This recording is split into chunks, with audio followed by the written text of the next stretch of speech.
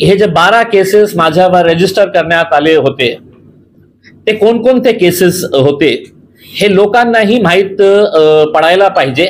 मग इम्तियाज जलीलवर ही केस करा, कारण कोणीही दुसरा नेता यायला तयार नाही। जे कॅन्डिडेट्स आहेत त्यांनाही विनंती करतो की तुम्ही शहरासाठी काय करणार। किराड़पुरा राम मंदिर लेता आपको किराड़पुरा भी पूरा चलते हैं अपन, किराड़पुरा कागजीपुरा सब जाएंगे अपन। शाहू महाराजांना आमच्या डिसिजन कोणी नहीं मागितल्यानंतर बुड्डी लाइन के लोग ये बोल रहे हैं कि मैं 4 लाख से आगे बढ़ूंगा। मी एमआयएमच्या सर्व पदाधिकाऱ्यांना कार्यकर्त्यांना हे सांगू इच्छितो की लोकसभा संपल्यानंतर 2-3 महीन्याच्या नंतर ही अब लोगों ने तो बुद्धिस्ट समाज ने, दलित समाज ने, मुसलमानों ने, जितने भी वंचित घटक है, अगर सब साथ में मिलकर आए तो कम से कम हम अंबेडकर साहब को वहां पे लेके तो जाएंगे पार्लियामेंट के अंदर। जो अगर मुझसे पूछेंगे कि सबसे बड़ा काम तुमने क्या किए है करके, तो कोई बिल्डिंग का काम नहीं बताऊंगा। मैं ये बात बताऊंगा कि जिस शहर की पहचान, अगर इस शहर की, जिले की अगर चिंता है तो जिस तरह से मैं विरोध कर रहा हूं, आपने भी केंद्र सरकार को और राज्य सरकार को पत्र लिखना। चलिए, सबसे पहले तो ये आप सभी लोगों का तहे दिल से शुक्रिया। बहुत तकरीबन 1 महीने के ऊपर का वक्त हो गया, मैं इंतजार कर रहा था। अमित शाह साहब ने बोल के गए थे कि यहाँ से मजलिस को उखाड़ना है और कमल के फूल को यहाँ से खिलाना है और दिल्ली को भिजाना है करके। तो बहुत इंतजार के बाद उनका कमल यहाँ से खिल नहीं पाया है और आखिर में उन्होंने वो घंटी जो है वो एकनाथ शिंदे साहब के गले में बांध दी और कल उनका उम्मीदवार डिक्लेयर हो चुका है। मैं उनका भी स्वागत करता हूं। एक अच्छा इलेक्शन कैंपेन हम सब मिलकर चलाएंगे ऐसी उम्मीद करता हूं। दूसरी ये जानकारी है कि 24 तारीख के दिन सुबह 11 बजे भड़कल गेट, जूना बाजार, सिटी चौक, गांधी पुतला होते हुए हम अपना फॉर्म भरने के लिए जाएंगे। 24 तारीख के दिन सुबह 11 बजे भड़कल गेट से निकलेगा और उसी दिन हमारा हरसूल रोड के ऊपर ताज होटल जो है, वो ताज होटल को बिल्कुल लग के एक मैदान है जहां पर हमारा सेंट्रल ऑफिस शुरू किया जा रहा है। हमारा केंद्रीय कार्यालय जो है वो ताज होटल के बाजू रहने वाला है। 24 तारीख से पहले 23 तारीख के दिन मैं खुद और यहाँ के बहुत ढेर सारे हमारे कार्यकर्ता पदाधिकारी जो है वो अमरावती के अंदर डॉक्टर बाबा साहब अम्बेडकर जी के नातू आनंदराज अम्बेडकर साहब के प्रचार के लिए जाएंगे। वहां पर अमरावती के अंदर एक सभा का आयोजन किया गया है। एक जानकारी मैं ये देना चाहता हूं कि 2014 के अंदर जब 24 साल की पत्रकारिता छोड़कर मैं राजनीति के अंदर आया था तो एक सादा सा नॉन कॉग्निजेबल ऑफेंस एनसी भी मेरे खिलाफ में नहीं थी। तो एक सादा सा किसी को थप्पड़ मारने का, किसी को गाली देने का, ऐसा एक भी मेरे खिलाफ पुलिस केस रजिस्टर नहीं था। इन 10 सालों के अंदर मेरे ऊपर कुल 12 केसेस रजिस्टर किए गए थे। अब यह हो सकता है कि कुछ चाहने वाले जो है वो खबर ऐसी बना सकते हैं की बघा इम्तियाज जलील कशा प्रकारचा क्रिमिनल आहे, 12 केसेस त्याच्यावर रजिस्टर आहे। तर हे सांगणं खूप महत्वाचं आहे की हे जे 12 केसेस माझ्यावर रजिस्टर करण्यात आले होते ते कोणकोणते केसेस होते हे लोकांनाही माहित पडायला पाहिजे। कारण अल्टिमेटली नाही तर फक्त आपण हेडिंग दिले की इम्तियाज जलीलांच्या विरुद्ध 12 केसेस आहे तर ते मला असं वाटतं ते क्लिअर पिक्चर होऊ शकत नाही। तर हे 12 केसेस कसले होते तर शागंज चेलीपुरामध्ये आम्ही एक आंदोलन केलं होतं दारूची दुकान बंद करण्यासाठी। ते एक केस होतं आणि त्या केसमध्ये त्या दारूच्या दुकानवाल्यांनी माझ्या विरोधात तक्रार केली होती की 235 रुपये त्याचे गल्ल्यातून चोरी गेलेले आहे, म्हणजे डकैतीचा केस माझ्यावर रजिस्टर करण्यात आला होता. जे कलम त्याच्यामध्ये लावण्यात आलेली होती. दुसरा म्हणजे आपल्याला माहित असेल की या शहरामध्ये महाराष्ट्रभरमध्ये लोड शेडिंग सुरू होती आणि लोड शेडिंग आपल्या शहरामध्ये पण होती. सुरुवाती त्यांनी 2 घंटे सकाळी 2 घंटे संध्याकाळी ची लोड शेडिंग सुरू केली होती. त्याच्यानंतर ते वाढवून ते 4 तास सकाळी 4 तास संध्याकाळी ते लोड शेडिंग होत होती आणि कशा प्रकारे लोकांना त्रास होत होता हे आपल्यालाही माहित आहे. आणि कोणी तुम्ही बघितलं नसेल ते आंदोलन ते YouTube-मध्ये ते अवेलेबल आहे. तर त्याच्या विरोधात आम्ही MSCB वर एक मोर्चा काढला होता, एक धरणा आंदोलन केलं होतं आणि त्यावेळचे जे चीफ इंजिनियर आहे त्यांचा घेराव करून त्यांना आम्ही लॉक करून त्यांच्या कॅबिनमध्ये त्यांना कोंडून ठेवलं होतं आणि हे मागणी केली होती की जोपर्यंत राज्य सरकार हे विड्रॉ करत नाही तोपर्यंत आम्ही त्यांना सोडणार नाही. आणि त्याचा परिणाम हे झाला होता की संध्याकाळपर्यंत आम्हाला मुंबई वरून त्यांना फॅक्स आला होता की आपण इकडचे हे लोड शेडिंग जे आहे ते आम्ही थांबत आहे. तिसरा केस जो होता ते करोनाच्या काळात जे लॉकडाऊन होता आणि त्याचा आपल्या सगळ्यांना माहित आहे मी खूप जोरात त्याचा विरोध केला होता की जे सगळं कारोबार ते बंद करणार होते, सगळं दुकानं ते बंद करणार होते. माझा एकट्याचा विरोध होता त्याला की मी म्हटलं होतं की गोरगरीब लोकांना खायला हे नाही आहे, त्यांच्याकडे पैसे नाही आहे, सर्व दुकाने सरसकट ना बंद करता आपण त्याच्यामध्ये काळजी घेण्याची आवश्यकता आहे. मग रात्री आपल्याला माहित असेल खूप उशीरपर्यंत ते मीटिंग चालली होती कलेक्टर ऑफिसमध्ये आणि रात्री 10:30-11 वाजता त्याचा निर्णय घेण्यात आला होता की या शहरामध्ये आपण ते लॉकडाऊन जे करणार होते 100% ते लॉकडाऊन नाही करणार. त्याच्यानंतर इमिजिएट काय झालं होतं की अनेक सारे दुकानदार जे आहे ते माझ्याकडे आले होते आणि ते इतके आनंदित होते की त्यांना मला उचलून त्यांच्या कांद्यावर हे केलं होतं आणि फक्त या कारणाने की ते माझ्याकडे आले, माझा सत्कार केलं, करोनाचा पिरियड होतं आणि त्यांनी मला आपल्या कांद्यावर घेतलं होतं. तर त्या विरोधात एक केस रजिस्टर करण्यात आलं होतं. तर हे तिसरा केस. चौथा केस जे आहे आपली स्पोर्ट्स युनिव्हर्सिटी जेव्हा पुण्याला घेऊन गेले होते आणि सगळे लोकप्रतिनिधी गप्प बसले होते, आम्ही सर्वांना विनंती केली होती आपल्या जिल्ह्याच्या विकासासाठी आपण सगळ्यांनी एकत्र यावं. एक स्पोर्ट्स युनिव्हर्सिटी इथे मराठवाड्यासारखा एक बॅकवर्ड रिजन मध्ये एस्टॅब्लिश होणं म्हणजे किती महत्वाची आहे हे सगळ्यांना पटवून दिलं होतं. कोणत्याही स्पोर्ट्स असोसिएशन पुढे आलं नाही, कोणत्याही राजनैतिक हे पार्टी पुढे आली नाही. मग आम्ही एक आंदोलन केलं होतं आणि ज्या वेळचे जे पालकमंत्री होते सुभाष देसाई साहेब ते डिव्हिजनल कमिशनरला जेव्हा आले होते आम्ही त्यांना ब्लॅक फ्लॅग्स दाखवले होते. तर त्याचा एक गुन्हा आमच्यावर रजिस्टर करण्यात आला होता. मग दुसरा एक जे शहराचं नाव बदलण्याची वेळ आली होती आम्ही त्याचं आंदोलन केलं होतं आणि अनेक दिवस आम्ही कलेक्टर ऑफिसच्या समोर बसले होते आणि त्याचा एक केस होता.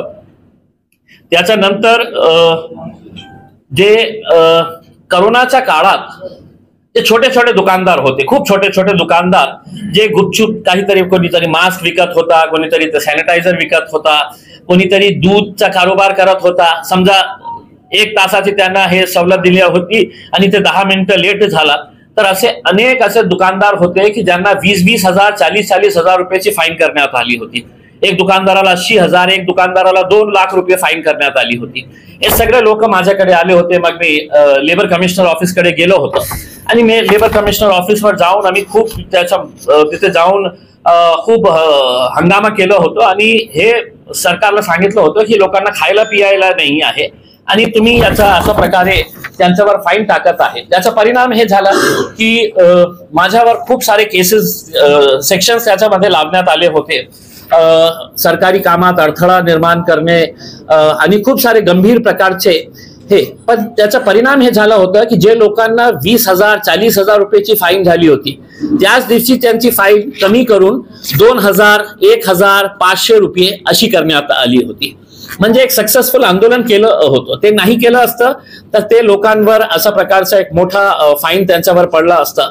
मग आदर्श घोटाळा जे झालेला आहे आदर्श घोटाळ्याच्या आंदोलनाच्या बाबतीत माझ्यावर आणि खूप सारे आदर्श जे ठेवीदार आहे यांचे आमचे जे कार्यकर्ते आहे पदाधिकारी आहे त्यांच्यावर 2 केसेस रजिस्टर करण्यात आलेले आहे.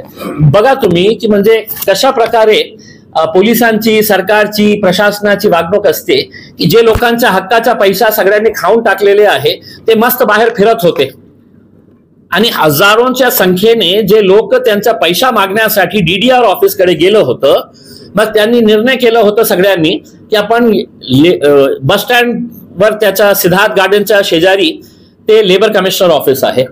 मग हे निर्णय घेण्यात आला होता की इथून सगळे लोक जे आहे ते पोलीस कमिशनर ऑफिस पर्यंत जाऊ. मग सिद्धार्थ गार्डन ते पोलीस कमिशनर ऑफिस पर्यंत गेलं होतं. कोणत्याही प्रकारची हुल्लडबाजी नाही होती, शांतप्रिय मार्गाने सगळं गेले होते. कोणीही अशा प्रकारचे नारेबाजी काही नाही होती. वयोवृद्ध लोक होते, त्यांना त्यांचा हक्क पाहिजे होता.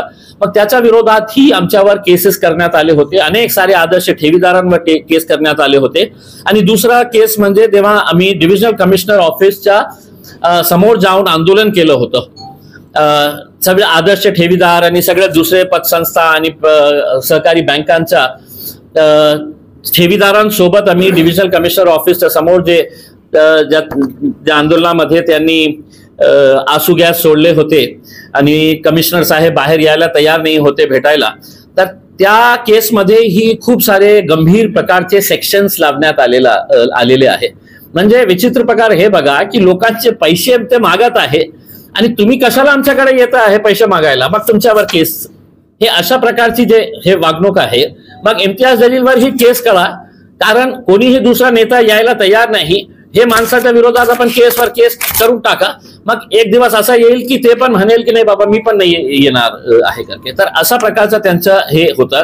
दुसरा एक केस होता की आपला दौलताबाद मध्ये जश्न इम्तियाज जेव्हा होतं तर मुशायरा तिथे खव्वालीचा प्रोग्राम होता आणि काही लोकांनी ते पैसे माझ्यावर हे केलं होतं, तर त्यावर ही केस रजिस्टर करण्यात आली. म्हणजे किरकोळ कशा प्रकारचे कारण असतं की असं वाटतं की पोलिसांना गंभीर प्रकारचे जे गुन्हे आहे त्यांचा शोध लावायचा नाही, त्यांच्या मागे पळायचं नाही. क्राईम वाढत चाललेला आहे तर राहू द्या.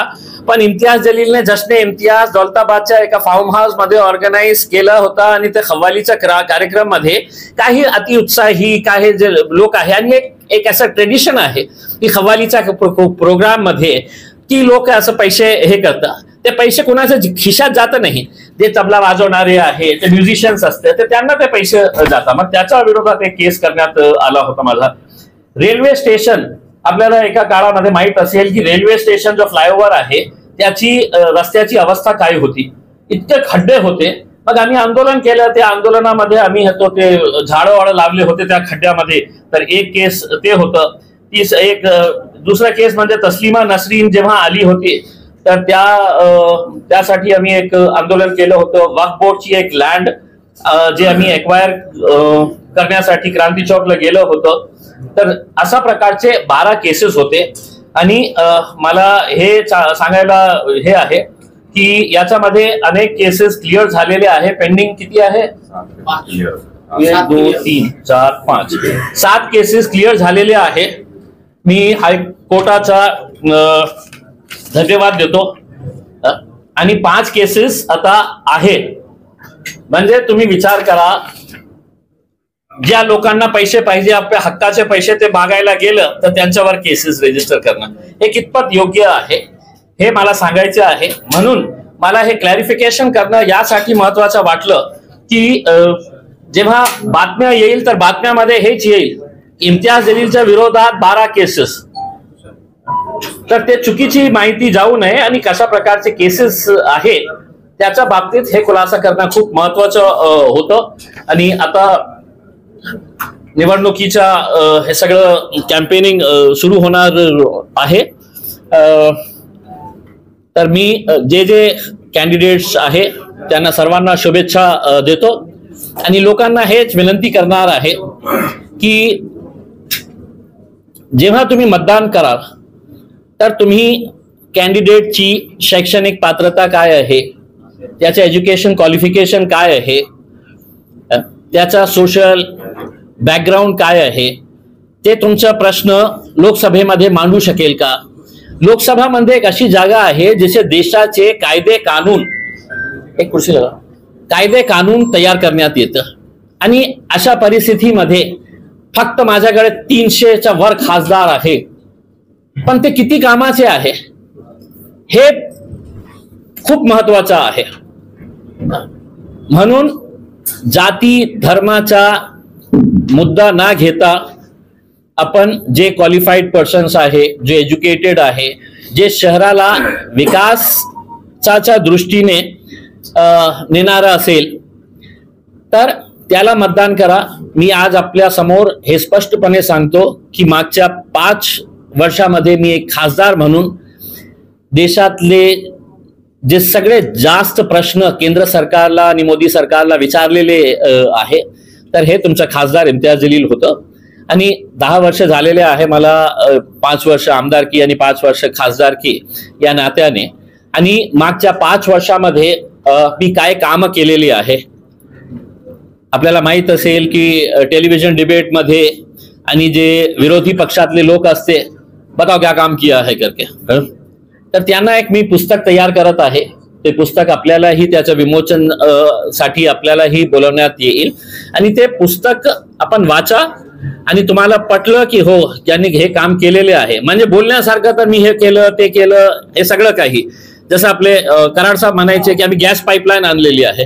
गॅस पाईपलाईन तुम्ही नाही आणलेली आहे, देशासाठी प्रकल्प होतं आणि देशामध्ये आमचं शहर आहे म्हणून की मी आणलेली आहे, तर तुम्ही नाही आणलेली आहे.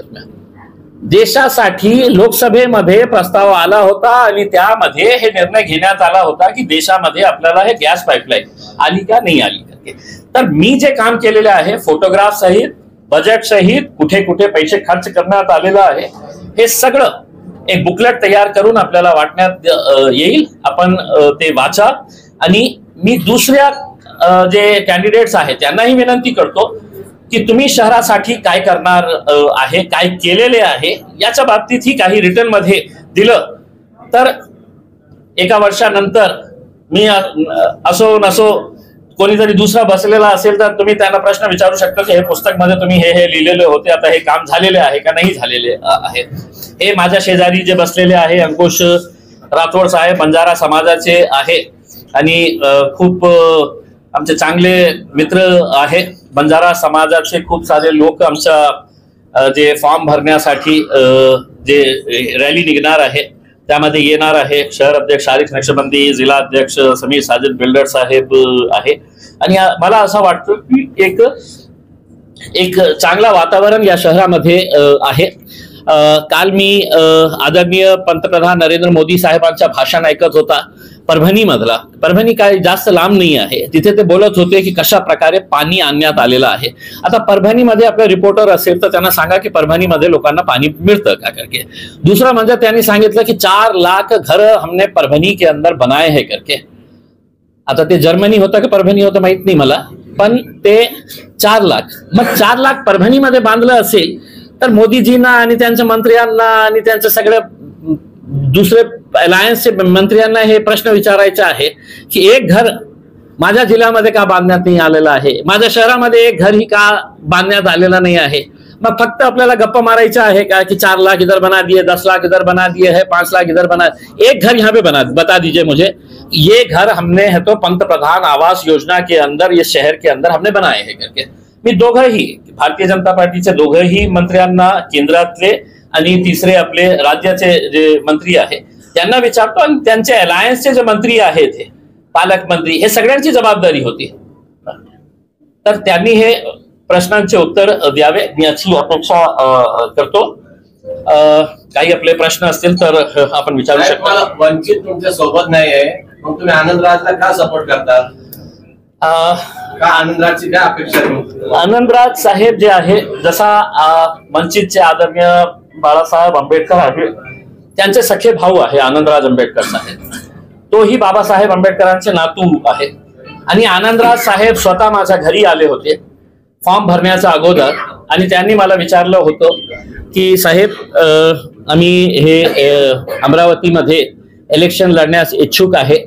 त्यावेळी आमची अमरावतीची टीम एका SC कॅन्डिडेटला फायनलाइज केली होती आणि तिथे आम्ही लढणार होतो आमच्या पार्टीच्या वतीने, रिझर्व्ह सीट होती तरी सुद्धा. मग आनंदराज साहेब आल्यानंतर आम्ही इमिजिएट आमच्या अमरावतीच्या टीमला सांगितलं की आपण निवडणूक नाही लढणार, आपण जे ताकद लागेल ते ताकद आम्ही आनंदराज साहेबांना देणार, आणि त्याची घोषणाही केली. आणि त्याच्यानंतर जेव्हा असादुद्दीन अवैसी साहेब आले होते, मी त्यांना विनंती केली की आपलं या समाजाचा एक ऋण आहे आपल्यावर, की आज मी दिल्लीपर्यंत गेलेला आहे तर दलित समाजाचा खूप मोठा याच्यामध्ये योगदान आहे, म्हणून आपण बाळासाहेबांचंही आपण हे करावं, समर्थन करावं. तर त्या घोषणा ही असादुद्दीन अवैसी साहेबांनी केलेली आहे. पण एक गोष्ट नक्की, काही पेपरांनी असं सांगितलं होतं की आम्ही दिलं तुम्ही पण द्या, असं काही नाही होतं. आम्ही स्पष्टपणे हे सांगितलेले आहे की आम्ही देणार आहे तुम्हाला, आम्ही सौदेबाजी काही केलं नहीं कि हम आपको देते आप हमारे को दो करके. उसमें हमने बड़ा दिल दिखाए, और बड़ा दिल दिखाकर हमने अपने तौर के ऊपर, हमारे ना असद साहब ने कहा ना इम्तियाज जलील कह रहा है कि हम दिए हैं तो आप भी दो हमारे को करके, ये सौदेबाजी हम नहीं कर रहे हैं करके. हम उनका आदर करते हैं, उनके समाज ने हमारे लिए बहुत मेहनत की थी और इसके लिए हमने अकोला के अंदर उनको मदद करने का फैसला किया. आप अमरावती से लड़ने वाले थे, आपने नवनीत राणा को चैलेंज किया और नवनीत राणा ने भी आपको चैलेंज किया. जी, मैं अमरावती से लड़ूंगा. नहीं मैं नहीं लड़ सकता. आपका यूट्यूब पे शॉर्ट रील्स में वो आपका आया है. नहीं, आप एक सेकंड, मैं समझ गया आपका. देखिए, मुझे ये मालूम है कि अमरावती रिजर्व सीट है, तो मैं रिजर्व कैटेगरी के अंदर नहीं आता हूँ, तो मैं इलेक्शन लड़ ही नहीं सकता हूँ. आपने शॉर्ट रील्स में भेजा है. नहीं, आपको मैं बताता ना, तो वो जो अनपढ़ एमपी है वहां पे, उनको ये समझना चाहिए था. उसने अपने भाषण के अंदर बोली अगर तेरे में हिम्मत है तो तू आजा करके. तो मैंने बोला कि थोड़े पढ़े लिखे अगर लोग लोकसभा में गए तो उनको समझना चाहिए कि इम्तियाज जलील नहीं लड़ सकता है, वो ऐसी कैटेगरी के लिए रिजर्व्ड है करके. तो आप दोबारा से वो भाषण सुन लीजिएगा. मैंने है तो ये नहीं कहा, उसने कहा मुझसे कि अगर तुझमें हिम्मत है तो तू आजा करके. उसमें अगर वो रिजर्व नहीं रहती थी तो मैं तो वहां पे भी, और वहां पे मतलब यहाँ पे लड़ते लड़ते वहां पे उसको हराता था मैं. आपने औरंगाबाद में जब आमदार थे तो कुछ एरिया में, सिलेक्टेड एरिया में, मैं ये बोलूंगा सिलेक्टेड एरिया में आपने गुटखा बंदी पे आवाज उठाई, पर फिर भी आज गुटखा चालू है. ये सही बात है. तो इसमें गुटखा चालू, कोई कार्रवाई नहीं की. गुटखा भी चालू है और नशे का कारोबार भी चल रहा है, शराब का भी ये चल रहा है. लेकिन मैंने इससे पहले की भी प्रेस कॉन्फ्रेंस के अंदर कहा था कि साहब ये सामाजिक मुद्दा है, और इसके लिए जितनी मेरी जिम्मेदारी है उतनी ही जिम्मेदारी पत्रकारों की है, उतनी ही जिम्मेदारी पब्लिक की भी है, और उतनी ही जिम्मेदारी पुलिस की भी है. ये अगर यूनाइटेड अगर एक एफर्ट अगर रहा तो हम यकीनन इसको बंद कर सकते हैं. अब मेरे लिए दुर्भाग्य ये हो जा रहा है कि मैंने उठाया था और आप खामोश बैठेंगे, तो आप बोलेंगे कि नहीं तुमने उठाया है अब तुम ही जाके बंद करो करके. आप मुझे ये बताइए, अगर हम साथ में मिलकर आए, पत्रकार, पीपल्स रिप्रेजेंटेटिव, आम जनता, पुलिस, तो क्या हम ये बंद नहीं कर सकते हैं? लेकिन क्या वजह है कि साहब आपने उठाए थे, आप खामोश क्यों बैठ गए? मैं खामोश इसलिए बैठा कि आपका साथ ही नहीं मिला मुझे. उस समय मैं भी आपके साथ था. किसका विरोधी पक्षनेत्यांचा आरोप आहे की याच्या मागे सगळं तुमचा साथ आहे, तुम्ही कारभार चालवता. हो, चालवतो ना. उसमें मी, माझे गांजेचे अड्डे आहे, माझे चरसचे अड्डे आहे, दारूचे खूप सारी दुकानं मी पार्टनरशिप मध्ये केलेली आहे एका मंत्र्यांसोबत. 25-26 हे केलेले आहे उसमें. आणि कधी केलं त्यांनी हे सांगितलेलं आहे का कधी केलं मी, म्हणजे गुटखेचे कारोबार हे. साहेब एक सेकंड, प्रश्न, विरोधी पक्ष ना जेव्हा काही नाही मिळतं बोलण्यासाठी, तर आता मी स्पष्टपणे सांगितलेलं आहे. आता आपली जबाबदारी आहे की या स्टेटमेंटला घेऊन तुम्ही याला ब्लो अप करा आणि पोलिसाला इन्क्वायरी करून द्या की नवीन नवीन जे दारूचे दुकानं आलेले आहे ते कोणी उघडलेले आहे, कोणाच्या नावावर आलेले आहे, गुटखा कुठे सुरू आहे. मी असे इतके सारे लहान लहान लोकांच्या काहीही बोलण्यावर मी प्रतिक्रिया देणार नाही साहेब. त्यांना काय बोलायचं आहे, त्यांची किती लेवल आहे ते त्यांच्या बाबतीत त्यांना मी सूट दिलेली आहे. जे बोलायचं आहे तुम्हाला बोला. विराटपुरा मामला, एक सध्या जी काही आता प्रचार सुरू झालेले आहे त्यानंतर असं कळतंय की तुमच्या पक्षामध्ये खूप लोक नाराज आहेत, ते प्रचाराला येत नाही आणि पक्षामध्ये त्याचं एकजुटता जी पूर्वी दिसत होती ती आता दिसत नाही. 24 तारखेला भडकल गेटला, परिषदेला आपल्या कादरी साहेब नाही तर ढगे साहेब नाही तर 24 तारखेला भडकल गेट आपले सगळ्यांना आमंत्रित करण्यात येतं की तुम्ही तिथे या आणि तुम्हाला बघायला मिळेल. आणि असं आहे की राजनीतीमध्ये अशा प्रकारचे इन्सिडेंट्स ज्या पक्षामध्ये लोकांना हे वाटतं की याच्यामध्ये आपला खूप इंटरेस्ट आहे, आपण याच्या सोबत जुळलेले आहे, तर काही लोकांची नाराजगी असते की साहेब मला का नाही हे बोलवले आहे. तुम्ही कोणत्या पत्रकार परिषद मला दाखवा की जिथे तुम्ही हे ज्यांचे नाव घेतलेले आहे की ते हे बसलेले आहे. एक प्रोटोकॉल असतं की पार्टीची प्रेस कॉन्फरन्स आहे, शहर अध्यक्ष आहे, जिल्हा अध्यक्ष आहे, म्हणजे उद्या असे खूप सारे असे आम्ही पोस्ट दिलेले आहे. मग युथ प्रेसिडेंटला तुम्ही का बोलवलेलं नाही? आम्ही पत्रकार परिषद कव्हर केलेलं आहे, आम्हाला ती माहिती तुमचा प्रोटोकॉल असतो, पण या पद्धतीने फील्डवर तुमची लोक दिसायला पाहिजे, तुमचे नगरसेवक पदाधिकारी दिसायला पाहिजे, ते दिसत नाहीये. मी स्वतः नाही दिसत नाही ना आता. मी 24 तारखेपर्यंत मी पण नाही, कारण आम्हाला माहित आहे की हे जे इलेक्शन आहे, आपल्याला माहित असेल की आमदारकीचं इलेक्शन मी 28 दिवसामध्ये जिंकलो होतो. 28 दिवस पूर्वी मी पुण्यापासून जेव्हा आलो होतो, निर्णय घेण्यात आला होता. फक्त 28 दिवस राहिले होते इलेक्शनसाठी, ते निर्णय घेण्यात आला होता आणि मी जिंकलो. लोकसभेच्या बाबतीत आपणही अनेक त्याच्यामध्ये बातम्या केलं होतं की इम्तियाज अलीला तिकीट नाही मिळणार. तर 22 दिवस पूर्वी मी इलेक्शन लढलो होतो. आता यावेळी असा प्रकारचा टाइम टेबल बनवण्यात आलेला आहे की 2 महिन्यापेक्षा जास्त अशा उन्हामध्ये कोण कॅम्पेन करणार तुम्ही सांगा मला? कशा प्रकारे कॅम्पेन करणार? आमच्याकडे भारतीय जनता पार्टी सारखा मतलब इतका पैसा तर नाही आहे की मोदी साहेब आले तर खूप मोठा लाखोंचा रुपया खर्च करून ते शेड बांधण्याचा. तर आता 24च्या नंतर फॉर्म भरल्यानंतर स्क्रुटिनी होणार आहे, विड्रॉलच्या नंतर आपल्याला कळणार आहे की कोण कोण उखाड़ के फेकने वाला है करके. मग त्याची तयारी आम्ही एक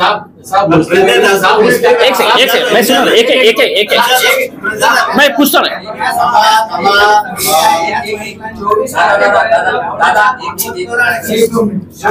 जी बोला ना, बोला.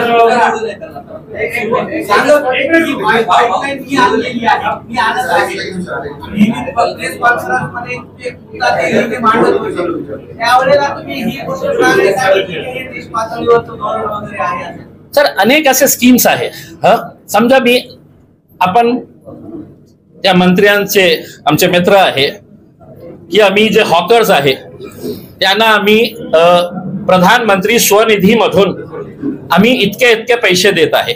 ते सेंट्रलची स्कीम आहे, फक्त आपल्या शहरामध्ये मिळत आहे असं नाही आहे. आणि मला त्या स्कीमला विरोध या कारणाने आहे की तुम्ही एका साईडला त्यांना 10-10 हजार रुपये देता, मग दुसऱ्या साईडला नियम काय आहे त्या स्कीमचा की तुम्ही त्यांना एक रिस्पेक्टेबल जागा द्या.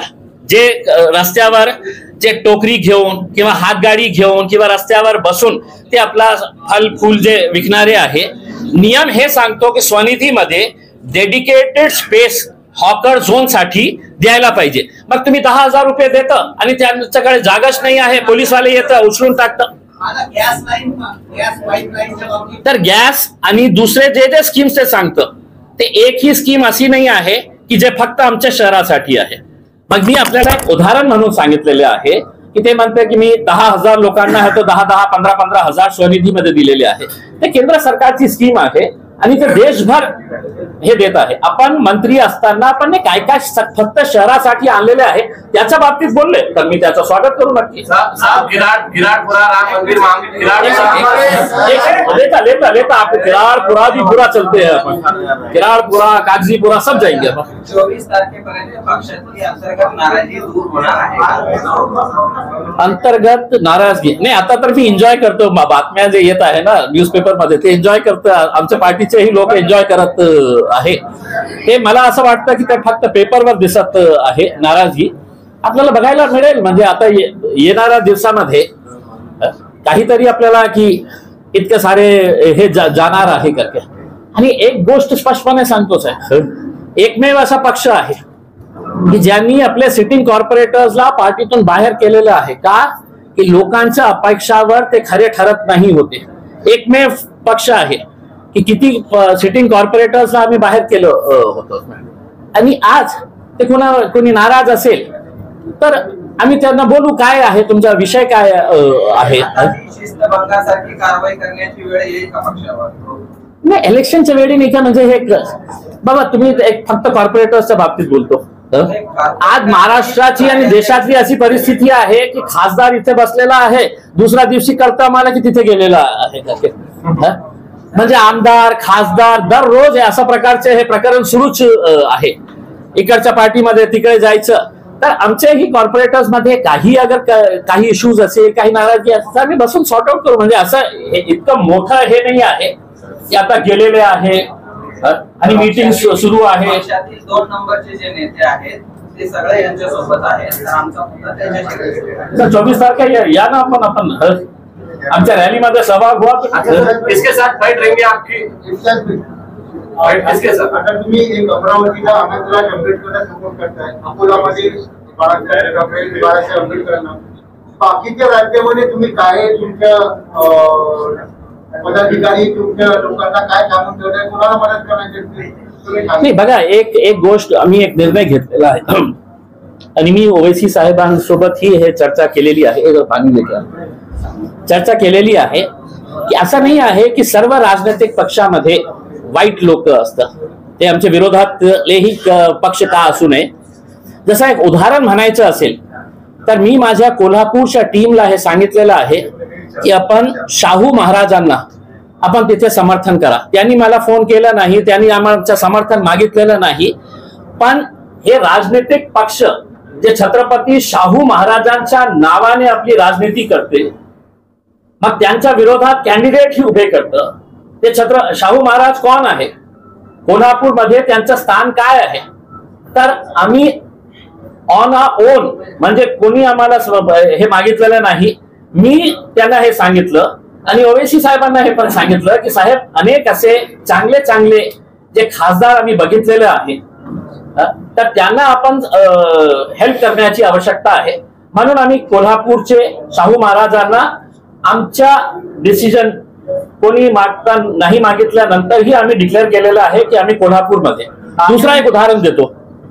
उन्मेष पाटील, भारतीय जनता पार्टीचा जळगावचा खासदार, तो माझ्यासोबत आमदारही होता, खासदारही होता आणि खूप टॅलेंटेड युवक आहे. तो खूप टॅलेंटेड, स्टडीड आहे, एज्युकेटेड आहे, हायली एज्युकेटेड आहे. भारतीय जनता पार्टीमध्ये असूनही आमची चांगली मित्रता होती.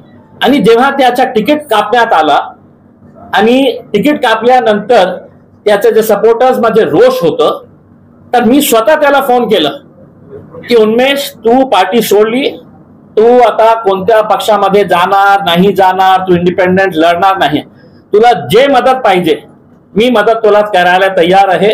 तुला वेळ लागली तर तुम्हाला सांग, मी तुझ्यासाठी प्रचाराला पण येऊ करते.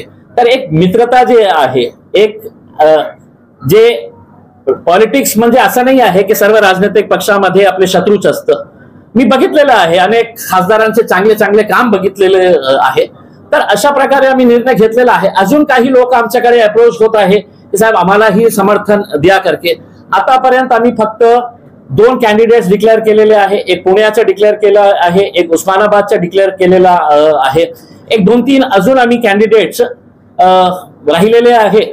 आणि जसं मी सांगितलं होतं की 48 पैकी आम्ही 6 सीट्सवर फोकस केलं होतं. पण 1-2 सीट्स त्याच्यामध्ये असं हे झालेलं आहे की जे एक्सपेक्ट करत होतं की हे सीट यांना सुटणार आहे, हे कॅन्डिडेट हे असणार आहे. तर आमची पोझिशन तिथे स्ट्रॉंग होती. तर ते कॉन्स्टिट्युएन्सीज आम्ही चेंज केलेले आहे.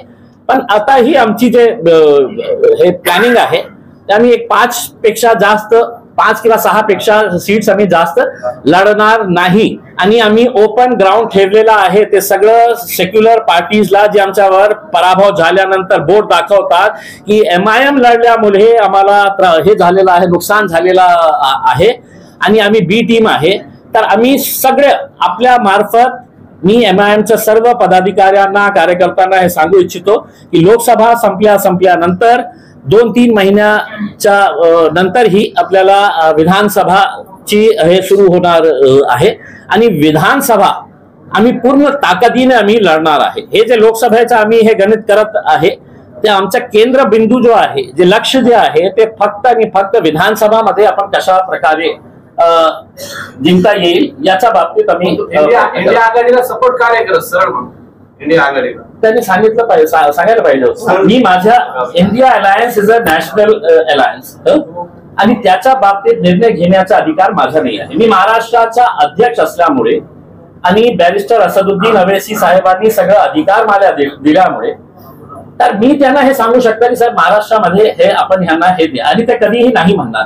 इंडिया अलायन्सच्या बाबतीत आम्ही त्यांना ऑफर केली होती की साहेब आम्ही तुमच्या सोबत यायला तयार आहे, पण ते आम्हाला घ्यायला तयार नाही होते. आता आम्ही तुम्हाला ओपन ग्राउंड ठेवलेला आहे, तुम्ही पूर्ण ताकद लावा. भारतीय जनता पार्टीला तुम्ही कशा पराभव करता येतं ते करून दाखवा. नहीं केलं तर आम्ही विधानसभामध्ये पूर्ण ताकदीने लड़णार आहे. नांदेड़ में किसको सपोर्ट है?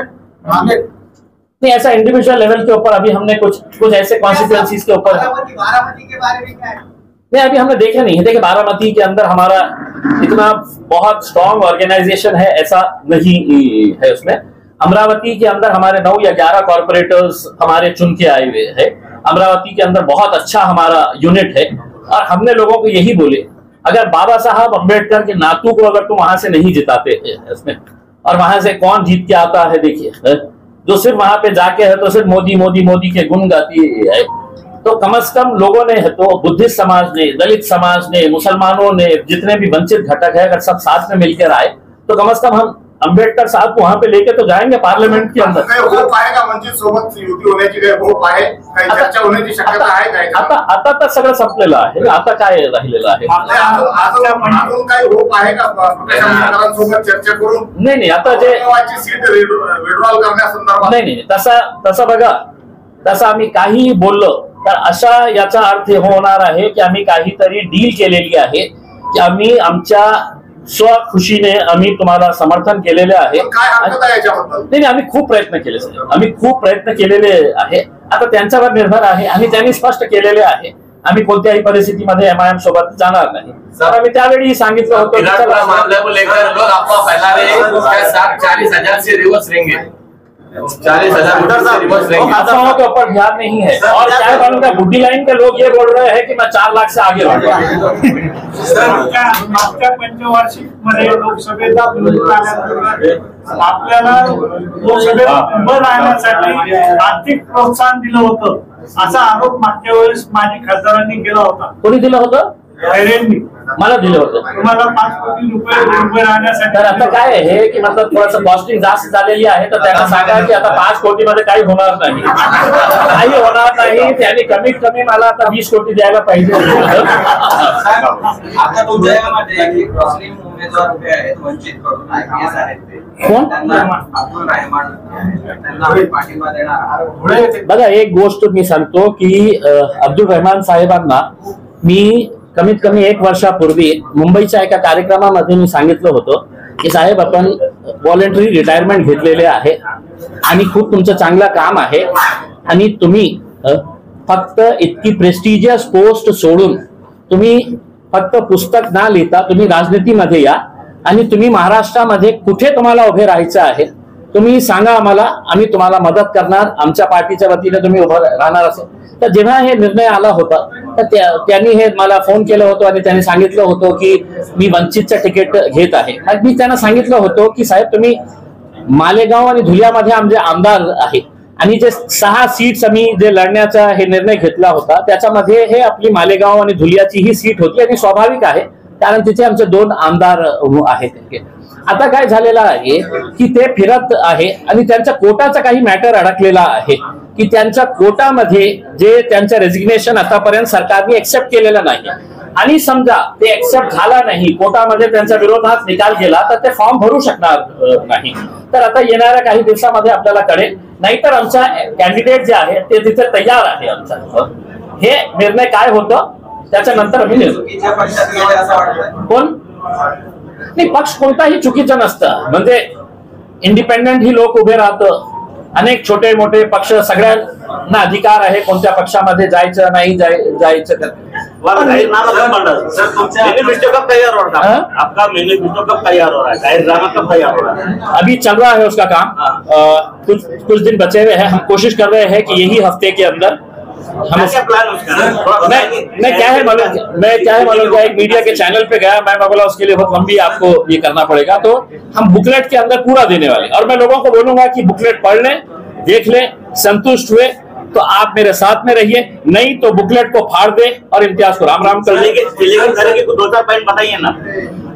तो देखिए, मैंने जो प्रमुख अगर काम की बात अगर होगी, मैंने पिछले 4-5 सालों के अंदर जो अगर मुझसे पूछेंगे कि सबसे बड़ा काम तुमने क्या किए है करके, तो कोई बिल्डिंग का काम नहीं बताऊंगा। मैं ये बात बताऊंगा कि जिस शहर की पहचान जाति, धर्म और मजहब की दीवारों की वजह से थी, उसके अंदर छोटी छोटी बात के ऊपर दंगे होना, झगड़े होना, तो वो दीवारों को गिराने का काम किया है। सबसे बड़ा काम आपने पूछेंगे मुझसे क्या है करके, तो आज जालना रोड के ऊपर पहले जो 200 बेड का हॉस्पिटल आने वाला था, उस जगह के ऊपर स्मारक बनने वाला था, वो स्मारक का मैंने विरोध किया, कोई सुना नहीं, तो मैं हाईकोर्ट गया, हाईकोर्ट के अंदर जनहित याचिका फाइल किया, और जनहित याचिका फाइल करने का नतीजा ये हुआ कि अब उस जालना रोड के ऊपर 200 बेड का हॉस्पिटल नहीं बन रहा है, बल्कि 400 बेड का एक हॉस्पिटल बन रहा है, और वो हॉस्पिटल अक्टूबर 2025 तक अगर आपकी दुआ रही तो इम्तियाज जलील उसके उद्घाटन के अंदर इंशाल्लाह रहेगा।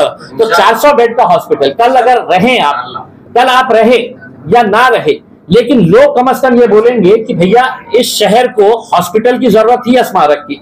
तो मैंने लड़ा पूरी ताकत के साथ, 400 बेड का हॉस्पिटल वहां पे स्टार्ट किया गया है। आदर्श के घोटाले के अंदर आपको ऐसा लग रहा होगा सिर्फ एक आदर्श का घोटाला है करके, सिर्फ औरंगाबाद के अंदर हमने 13 ऐसे पद संस्था निकाले हैं, 13, जिसके लाखों के तादाद के अंदर डिपॉजिटर्स है। तो मैंने PIL फाइल करके मैं वकील ना होते हुए, मेरे पास लॉ की डिग्री ना होते हुए, मैं खुद ये मैटर हाईकोर्ट के अंदर लड़ रहा हूं, और अदालत को ये मैं बता रहा हूं कि ये गरीबों के जो पैसे है, जिंदगी भर की कमाई है, इसके लिए कौन ये करेगा करके। और इतना पॉजिटिव उसका इंपैक्ट रहा है कि मैं आपको बताऊं कि आदर्श के पैसा जो है, ये देश में पहली ऐसी पद संस्था होंगी कि जिसका पैसा डूबने के बाद भी वो पैसा लोगों को वापस मिलने वाला है करके। इसमें फिर तीसरे चौथे 4 मैंने PIL फाइल किया है। जो कॉन्ट्रैक्ट वर्कर्स है, वो कॉन्ट्रैक्ट वर्कर्स के साथ कैसी नाइंसाफी हो रही है अलग अलग गवर्नमेंट डिपार्टमेंट्स के अंदर, बहुत सारे न्यूज़पेपर ऑर्गेनाइजेशंस के अंदर भी कॉन्ट्रैक्ट के ऊपर लिया जा रहा है। कभी PF जमा कर रहे हैं, कभी SIC नहीं जमा कर रहे हैं, पगार जब देना है दे रहे हैं करके। और सबसे अहम मुद्दा आपको यह बताऊं कि घाटी के अंदर 150 करोड़ रुपए की सुपर स्पेशलिटी की बिल्डिंग बनाई गई, 150 करोड़ रुपए की।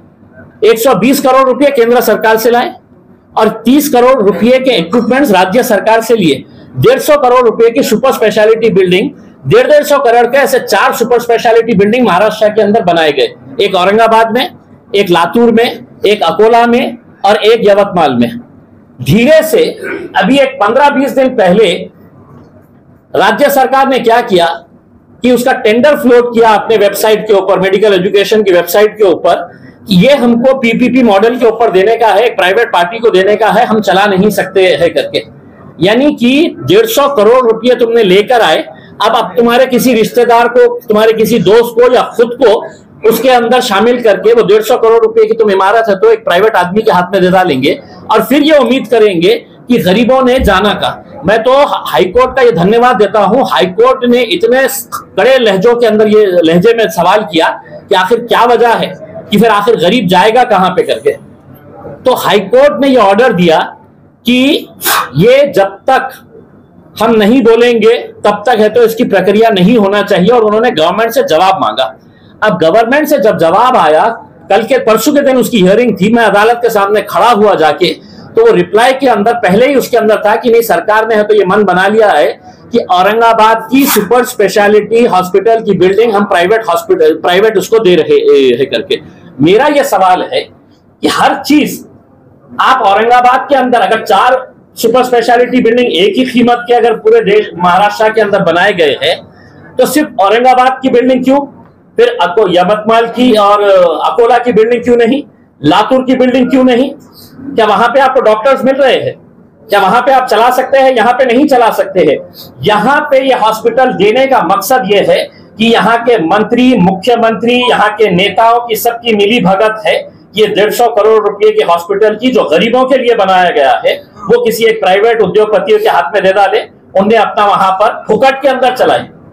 उन्होंने ये बोल रहे हैं कि नहीं हम देखेंगे कि कैसा कम से कम रेट के अंदर कोई उद्योगपति 150 करोड़ रुपए की बिल्डिंग ले रहा है तो कोई समाज सेवा करने के लिए नहीं आ रहा है, वो वहां से पैसा बनाने के लिए आ रहा है। और मैं आप लोगों के जरिए इस शहर के 6 मंत्रियों से विनती करता हूं, अगर इस शहर की, जिले की अगर चिंता है तो जिस तरह से मैं विरोध कर रहा हूं, आपने भी केंद्र सरकार को और राज्य सरकार को पत्र लिखना और इस बात का खुला विरोध करना कि ये सुपर स्पेशलिटी की बिल्डिंग किसी प्राइवेट उद्योगपति के हाथ में नहीं जानी चाहिए। और अगर आप ये ऐसा नहीं करते हैं तो हम समझ लेना कि उस मंत्री का भी उसके अंदर पार्टनरशिप है, वो भी उसमें से कुछ एनवलप उठाने वाला है, वो भी उसके अंदर से कुछ कमीशन पाने वाला है, इसी वजह से वो खामोश है। लोगों के हित का ये फैसला है और अदालत ने अब ये कहा है कि जब तक हम आपको बताएंगे नहीं तब तक है तो आपका इसका ये है। दूसरी बात ये है कि घाटी की जो बिल्डिंग है इस पीआईएल के अंदर ही, मेरे ही पीआईएल के अंदर आई है कि 60-70 साल पुरानी हो गई है। आज आप कैजुअलिटी वार्ड के अंदर जाइए, ओपीडी वार्ड के अंदर जाइए तो पेशेंटों की क्या हालत होती है। एक बेड के ऊपर जला हुआ पेशेंट पड़ा हुआ है, एक उसके ऊपर है तो कोई महिला पड़ी हुई है, दूसरे के ऊपर कोई एक्सीडेंट का केस आया हुआ है करके। तो आप सोचिए, एक दूसरे को देख के ही तो 1-2-4 पेशेंट मर जाते हैं। तो वो बिल्डिंग घाटी की पूरी गिराई जाए, इसके लिए हाईकोर्ट ने आदेशित किया था डीन को कि आप इसका स्ट्रक्चरल ऑडिट करें और हमको रिपोर्ट सबमिट करें। और स्ट्रक्चरल ऑडिट हुआ और ऑडिट होने के बाद पीडब्ल्यूडी ने बताया कि बिल्डिंग बहुत पुरानी हो चुकी है करके। तो अब हम उनको ये बोल रहे हैं कि जब तक घाटी की नई बिल्डिंग नहीं बनती है, अगर घाटी की बिल्डिंग का बनाने का निर्णय लिया जाता है तो पेशेंट जाएंगे कहां पे? तो हम पूरे के पूरे पेशेंट्स को सुपर स्पेशलिटी बिल्डिंग के अंदर हम शिफ्ट कर सकते हैं। तो अभी फिलहाल जो है ये घाटी का एक बहुत बड़ा अहम 150 करोड़ रुपए का ये है। तकरीबन उस पीआईएल के जरिए आपको बता दूं मदर साहब, पूरे महाराष्ट्र के अंदर 10,500 पोस्ट क्रिएट किए गए हैं सिर्फ इस पीआईएल के जरिए। और अगर मैं आपको पीआईएल इसका बताऊं तो उसके ऊपर लिखा हुआ है कि Aurangabad bench of Bombay high court PIL number 47/2022 Syed Imtiaz Jaleel versus government of Maharashtra. तो पूरे जितने महाराष्ट्र के गवर्नमेंट हॉस्पिटल्स हैं उसके अंदर जो पोस्ट क्रिएट किए गए हैं 10,500 का जीआर निकला हुआ है। उसका रिक्रूटमेंट प्रोसेस अभी जारी है। सर तुम्ही ग्रामीण भागामध्ये सभा करताय, तुमच्या सभांना खूप गर्दी कमी होती, पहिल्यासारखं जनसमर्थन मिळत नाहीये, नेमकं कारण काय सर? वैजापूर कर्नाटकमध्ये सभा झाली आणि काल इथे पुढे कागजमध्ये सभा झाली, लोक कमी आले तुमच्या सभेला, तुमचं अनालिसिस काय? मी त्यांना सांगितलेलं आहे की आता तुम्ही घरामध्ये आराम करा, फक्त 13 मेला तुम्ही बाहेर पडा, मतदान करा आणि घर जा। तर सभेमध्ये किती लोक येणार आहे? आम्ही असं नाही आहे ना की आम्ही गाड्या लावतो आणि गाड्यामध्ये बसेसमध्ये लोकांना आणतो करके। जे आले आणि मी स्पष्टपणे लोकांनी मला बघितलेलं आहे, ऐकलेलं आहे, बहुतेक ते आता त्यांना वाटत असेल की आता इम्तियाज वगैरे तो सुनेरे आहे करके 13 मई को आएंगे। हा शेवटचा आम्हाला मधुसूदन अग्रवाल यांचं नाव आठवलं, पुढे काय झालं? इन्स्पिरा नावाची जे कंपनी आहे ते मधुसूदन अग्रवाल, मला त्यांचं पूर्ण नाव नाही माहित होतं, एक अग्रवाल आहे करके, जे कोणती कंपनी आहे त्यांची, अजंता फार्माचे मालिक आहे। त्याच्या बाबतीत मी एक वेगळी पत्रकार परिषद घेतली होती आणि मी इंडस्ट्रीज असोसिएशनची बॉडीला हे सांगितलं की इतकं मोठं हे घोटाळा झालेला आहे, याच्यामध्ये तुम्ही स्वतः का याच्यावर हे विरोध करत नाही की जे इंडस्ट्रियल प्लॉट आहे ते इंडस्ट्रियल प्लॉट इंडस्ट्रीसाठी ना वापरता आपण प्लॉटिंग त्याच्यावर करत आहे, त्याच्या बाबतीत आपण हे करा। मग इंडस्ट्रीज एसोसिएशन का ऐसा एक कूल रिस्पांस होता है कि सर वो पुराना मैटर हो गया और ऐसे बहुत सारे ये है करके उसमें।